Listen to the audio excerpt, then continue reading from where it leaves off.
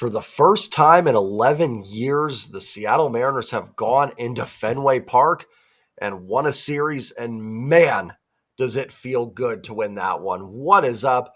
What is going on, everybody? Welcome back and welcome into Seattle Mariners postgame recap. Mariners finish off this series and this road trip with a 4-3 win over the Boston Red Sox. They finished the road trip 6-3, and they improved to 14-11 on the season.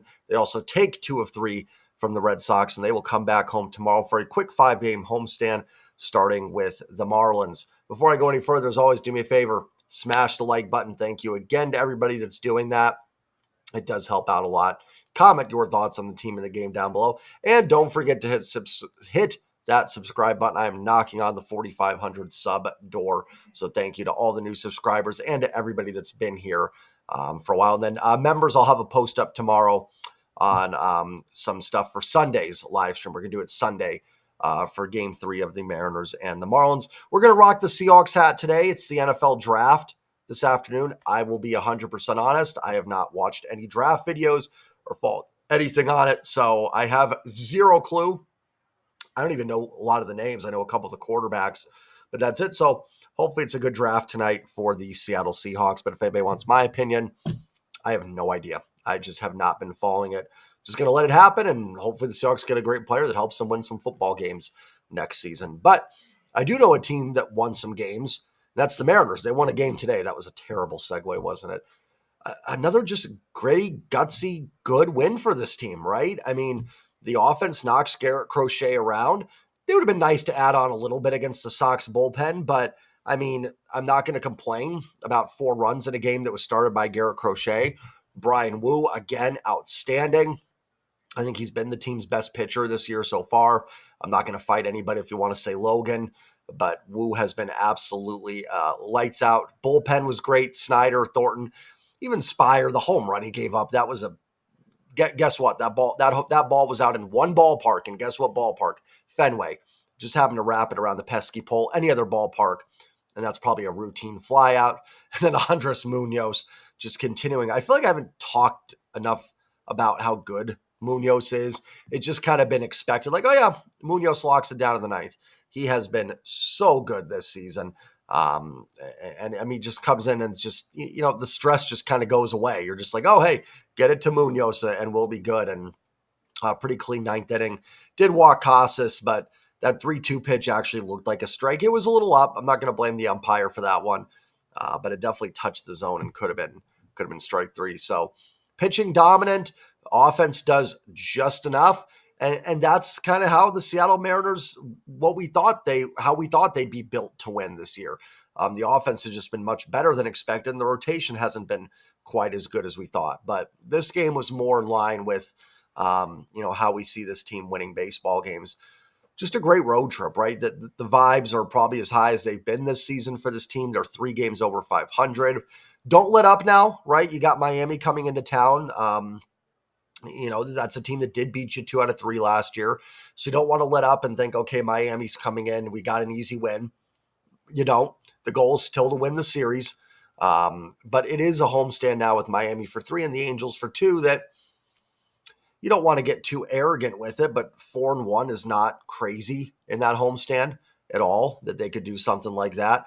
You take 3-2, obviously, but I don't think 4-1 is out of the question at all. I don't know the pitching matchups yet or anything like that, so I'm jumping ahead a bit. But you feel pretty good right now. The Rangers put Corey Seager on the IL today, so when you go to Texas on the next road trip, they probably won't have Corey Seager. So some things kind of going the Mariners' way. And again, I think they're one of like 4 teams in the AL. The Yankees, I think the Rays actually, the Astros and the Mariners are the only teams with positive run differentials in the American League. So they're really hanging in there. And, I don't see anything, real fluky with this team where I go, oh, that's going to come down. Like, yeah, Leo Rivas is what, OPSing 833. Yeah, probably not sustainable. So there's some performances, but there's also guys that should come up a little bit too. Mariners entered today, I think 4th in baseball in WRC plus, 10th in runs scored. It's not like they're running some crazy high BABIP, which is pulling up their numbers. I think they're like 20th or something or lower in BABIP. They're not crushing the ball with runners in scoring position. this season, which is kind of inflating the numbers a little bit. In fact, they've been poor with runners in scoring position. I don't know where they sit in baseball after today. The walk rate is second or third in baseball. Strikeouts, they still strike out a lot, but they're not the worst. They're 10th worst, which is how many times do we say last year if this team could just fall into that kind of bubble, we would feel so much better about this offense. They're doing everything we wanted them to do offensively as a ball club. Everything we talked about, be more consistent. Don't just have 1 month where you're in fuego and another month where, it looks like any pitcher is going to come in and throw 8 shutout innings. And we're only 25 games in, so this, could fall apart. But so far they've stayed consistent. Even when they're not having their best offensive games, they seem to be putting up pretty good fight. Even today, it would have been nice to get another run after that second inning, but they still put base runners on. They were still working their walks. Garrett Crochet, I think they said, was a career high in walks for him with 5 today, so they did great against Crochet. They just didn't get that big hit with the bullpen. They had bases loaded against Liam Hendricks. I think they had another at bat, later in the game with a guy on or something, and Williamson struck or something. You know what I mean? Like, they were keeping the pressure on, and that's the key, right? Like, those runners in scoring position numbers, what were they today with runners in scoring position? 3 for 13. That's bad. But in some ways, it's a good sign because if they're getting the base runners, keep doing that, and that number will turn around. And one of those 3 was actually Leo Rivas's hit that didn't score anybody. So you could make a strong case they were like 2 for 13 with runners in scoring position today. So that stuff just tends to normalize. Like, they may hit worse with runners on than they do without. It just may be a thing, but it shouldn't be this drastic. So all the stuff I talked about offensively, the WRC plus, the 10th in runs scored, the high walk rates. Again, they're not running anything crazy with BABIP. I'm sure Rivas has had some BABIP luck, and probably Williamson a little bit too with his hot start. But again, like I said, you've got guys underperforming, and they're not like crushing it with runners in scoring position where it's like, gee, every time they get guys on, they're just bringing them in. In fact, they're kind of doing the opposite. I wouldn't be shocked if the Mariners lead the league in base runners or something, the way they've seemed to have traffic every inning. But it's been very refreshing to watch offensively. And it's, I'm not dreading it. I'm not dreading turning on the game, seeing what they're going to do. Now, coming home, going from Cincinnati, Toronto, Boston to T-Mobile, don't be shocked if the offense doesn't quite have the same performance, but that's okay as long as they do enough. Like today, where they score 4 runs, if they can do something like that at home with in that ballpark with the pitching, you should win a lot of games 4-1, 4-0, 4-2. So offensive days like this are going to be okay if you can, get those in T-Mobile. And nice, to, like I said, to see the pitching staff kind of have a complete game. Truthfully, the last couple nights, right? Much better. Hancock goes 6. Wu went 6. We talked about needing the stars to go longer. Hancock and Wu stepped up and did that for the team. Maybe Wu could have gone 7, but Spire and Snyder were both fresh. You knew Munoz had another one in him today. So you felt pretty good about it. And Wu was at 91, so I get him coming out there or not going out for the 7th inning. And then you get to use the bullpen the way you want to use it, set up to close these games out. When your stars are only going, 3 1/3 or 4 innings, even if you're ahead, you've got to play it differently. You've got to kind of pick your spots for when you're using guys. You're going to have to use someone in possibly a higher leverage spot that you don't want to use them in. When you can get at least 6 out of your starters, it sets up for this bullpen pretty well. And then I wouldn't be shocked if Matt Brash is back on this next homestand as well. I'm not going to put the pressure on Brash and say, oh, perfect, 7th, 8th inning is solved. It may take him a while to get going, and he probably won't be pitching on back-to-back days, so I don't want to just throw him in the fire. But, things are looking up, and each day is a day closer to George Kirby being back in the rotation. So, Hollander said he's progressing well, so it sounds like, a rehab stint might be coming up here in the next week or so, which, maybe mid to late May, you've got George Kirby back in there. But hard not to be excited the way this team is playing. It's just been refreshing to watch. It's been fun to watch. And, man, when the team's rolling, they're in one of those spots right now where it's like, I talk about it when a team's struggling. You go, how on earth are they ever going to win a game? I don't even see it. They're kind of in one of those modes right now where they're just never out of it. They're never out of a game. You just feel like they're going to do something, or something's good is going to happen. So let's go ahead and dive into this box score. Bryan Woo, 6 innings, 3 hits, 2 runs, both earned, 1 walk, 8 strikeouts, gave up the home run to Bregman, who was a total pest in this series. But he's a good player. So, good players are gonna get theirs at times. Thought Woo was a little shaky in the first couple innings. I think he was at his best, but really settled in and was absolutely fantastic. Today, I will still pound the Bryan Woo Cy Young table. And it's kind of funny, the guy that, in years past a little bit has been the one that, oh man, you can only have him go 4 or 5 innings a start because you don't want him to get hurt. I'm assuming he's leading the team in innings pitched this year. So he's kind of been the workhorse guy now, but a tremendous start for Woo in Fenway Park. His ERA is down to 3.09. He's 3-1 in the season. Gets the W today. I don't put a ton of stock into wins and losses. In fact, I put 0 into it for pitchers.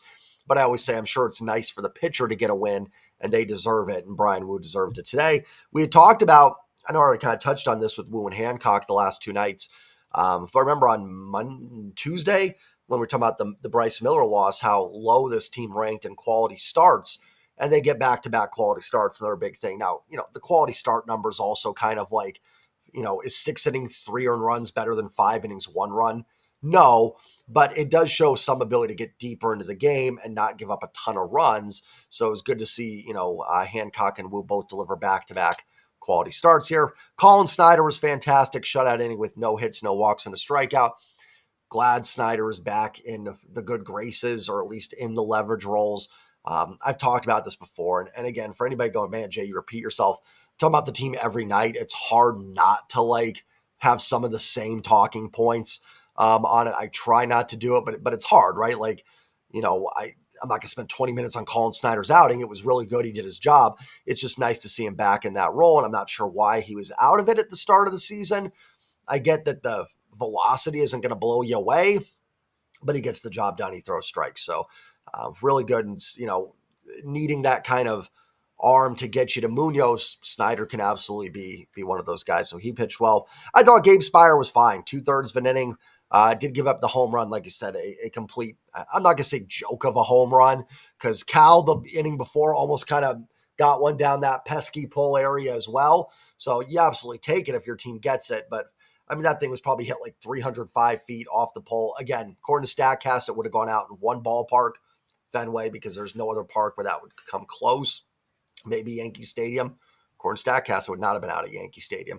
So probably a routine fly ball anywhere else. It happens, right? It just is what it is. I'm not taking away who hit that home run. It was Narvaez. I'm not taking away from his home run at all.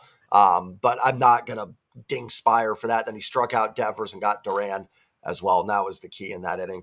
And then Trent Thornton gets Bregman to pop up. Hey, Bregman had been killing the Mariners all series, so good to get him out. What a catch on that play by Leo Rivas. I thought that ball just died between Julio and Rivas. They both, Julio was coming in, Rivas going out. Looked like Julio had it. Then they both kind of stopped. I was like, great, it's going to drop in. Bregman's probably going to get to second, and here we go. But Rivas just stuck his glove out and made the catch. Rivas has been a nice little spark plug. I thought he was last year too. Like, he's not flashy. He's not going to, put barrel on ball a lot, but he just finds a way, right? He just finds a way to get it done. So that was a real nice play there. And Thornton does a nice job to get a pest in Alex Bregman. And then Munoz locks it down in the 9th. I thought that 3-2 pitch to Casas could have been a strike.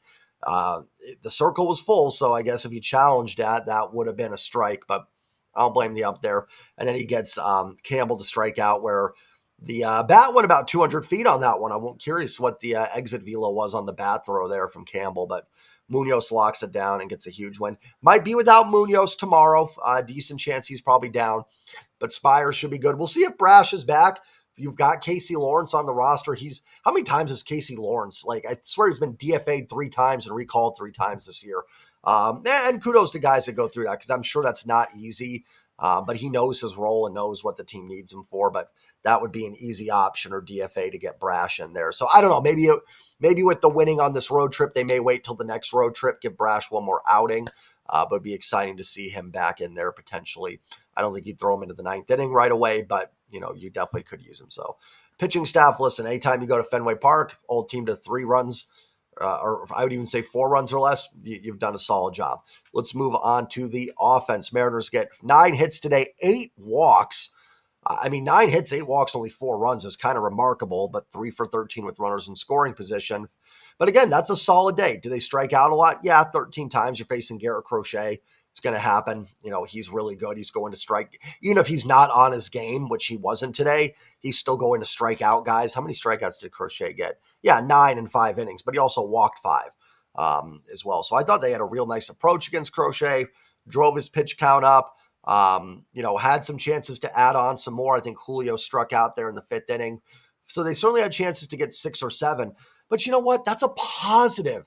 They had a chance in this game. It's not like they just got 4 runs fluky and that was it against Crochet. I probably should have started out the video talking about this. They had a chance to get 6 or 7. Frustrating they didn't, but they had a chance to get 6 or 7 against Garrett Crochet today. Like, they had a good offensive day. I'm sorry, they did.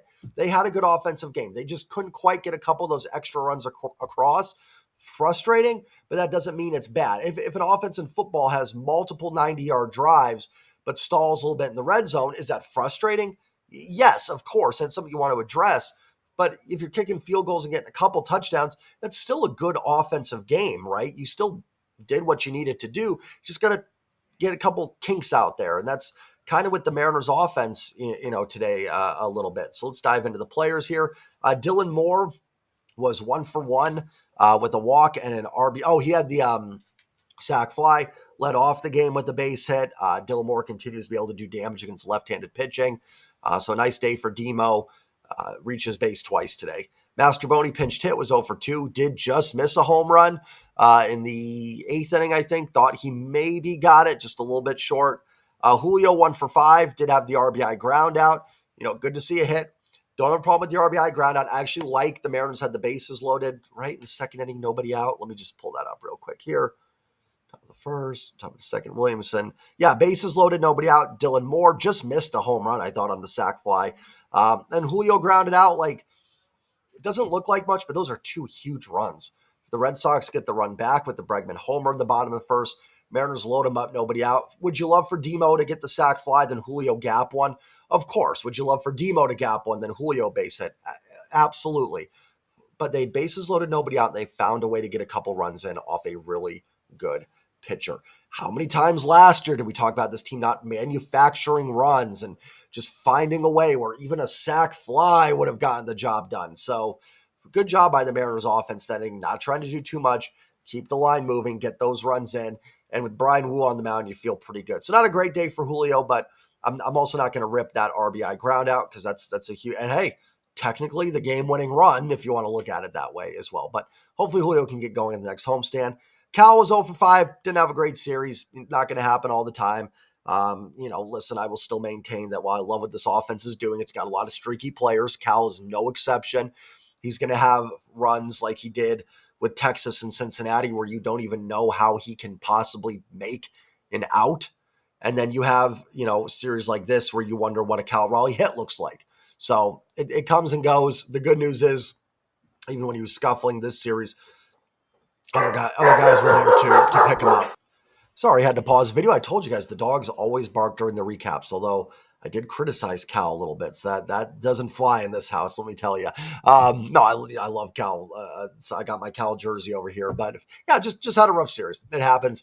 Always stinks in Fenway because, man, you'd love to see Julio Cal put a couple over the monster. But, it happens. Randy Rosarena was 0 for 2, but did work 3 walks. Not going to complain about a guy getting on base 3 times. Mitch Garver. How about Mitch Garver? We talked about yesterday. Love to see a little slugging.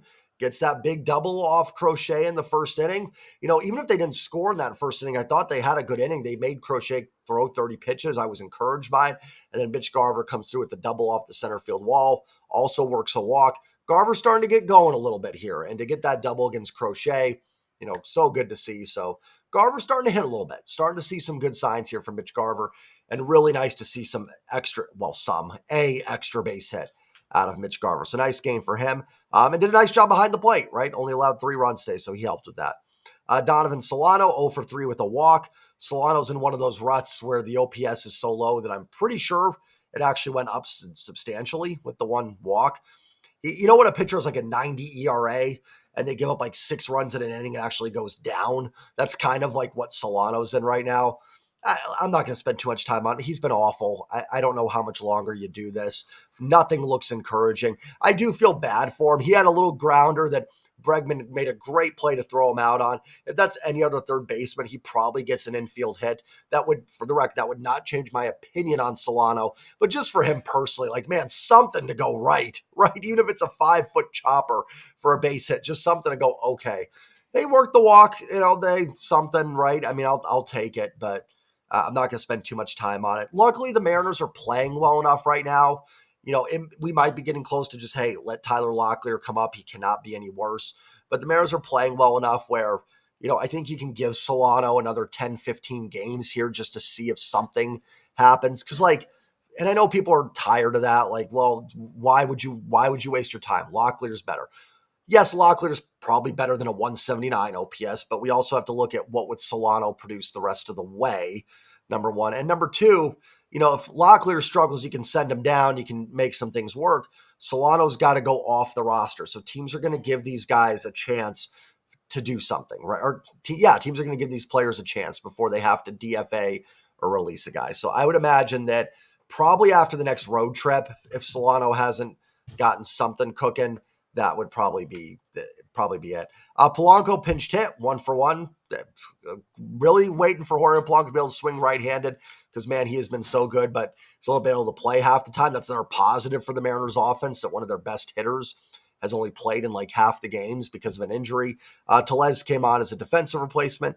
Ben Williamson, I continue to be impressed. 1-for-4 with a base hit and a walk. The plate discipline's been good. Love the contact. Stays alive with 2 strikes. Good speed down the line, good defensive player. I mean, I cannot say enough good things about Ben Williamson, what he's done. He has just been, a pest at the plate in a good way, a pest for us, a positive pest. So super encouraged, and it has just helped this roster so much. It's allowed Polanco to kind of become a platoon DH. Not that that's what you want him to do all season, but it's allowed him to fall into that role. It's allowed you to have, Dylan Moore kind of back to roving all over the place. Same with Rivas. It's really just settled this roster. And again, I'm repeating myself, but man, could not be more impressed and happy with what Ben Williamson has done. Someone made a point, and I apologize who I don't have it up right now, that it kind of reminded them of Kyle Seager when he came up in 2011, because Smoke and Ackley, the commenter mentioned, and I should mention who it was, but shout out to you for bringing that up. If it was you, let me know in the comments. And I kind of thought about that. I thought it was a good point because Ackley and Smoke were the big prospects. Now, Seager obviously has more power than Williamson, but Seager was kind of considered a jack of all trades, master of none type player. Well, believe it or not, sometimes those guys can play, right? Because Seager, and he ended up being a really good glove and had plus power and stuff, but sometimes guys that don't do anything extremely well but do nothing bad are good baseball players. Now, Ben Williamson looks to have an elite glove. So not, from my standpoint, not the commenters, maybe not the best comparison, but it is kind of the same way. Sometimes these guys that just don't get the hype, they're just ball players. And that's kind of Ben Williamson, right? He just seems like a ball player. And the Mariners need some of those because they have a lot of the 3 true outcomes guys, which are great. I love myself a home run and would love to see Williamson hit a couple more. But sometimes you just need those gritty guys that can play. And, I wonder if the hit tool with Williamson was overlooked just because, he doesn't have the pop. And I don't know, people that know scouting better than me can comment on that. But I wonder if he just got a little overlooked just because there wasn't the power there and he's a third baseman. Right now he's got a 785 OPS and he's playing Gold Glove defense. Sounds to me like a pretty darn good baseball player to me. Yes, home runs are great. They're a quick way to score a run. They're fantastic. But if Williamson can, and I don't think he's going to get this many singles, but find a couple doubles when they're there, play your good defense, work your walks, you have a good baseball player there. So end a rant there. Leo Rivas, 2 for 3 with a walk on base 3 times. Don't know how he's doing it, but keep doing it, Leo Rivas. And JP, 2 for 4. He stays red hot. Man, the bottom of the order was so good in this series. Rivas had a great series. Williamson had a great series. JP had a great series. The middle of the order really didn't do much. I mean, Randy does work 3 walks. Garver has the big double. Calden had a very good series. Julio had some hits, but nothing earth-shattering where you just, your jaw drops type moments.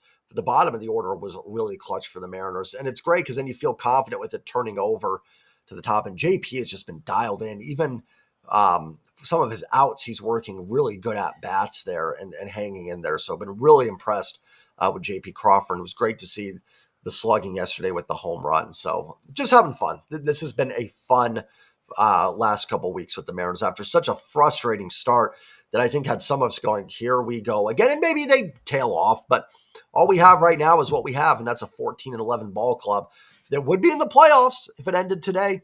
Listen, I have sat through 25 years with one playoff appearance. Heck yeah, I'm going to be excited if a day ends and the Mariners are in a playoff position. So I'm not treating that like nothing. Hey, what do we say all the time? Like, hey, these games in April count, right? That was one of the mottos. Like, hey, you should have lost those games in April. So we can't say that and then dismiss these wins.